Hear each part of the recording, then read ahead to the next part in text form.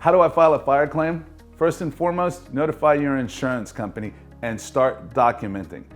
Smoke from a fire never stays in one place. If it starts in one place, it goes into your AC system.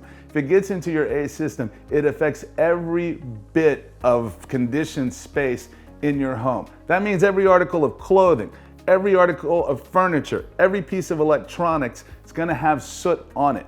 Soot is one of those things that is not very visible to the eye. You can rub a finger across it and feel it, but it's small enough to get inside electronics. And that means today, your TV works, but 6 months from now, it doesn't because it has caused a short. Only then it's too late to bring it up to the insurance company.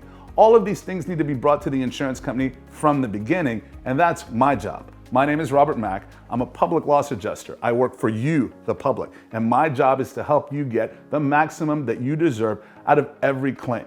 If you have any questions about this, or if you'd like to know more, please give us a call at the number below or drop me an email. I'm happy to talk to you.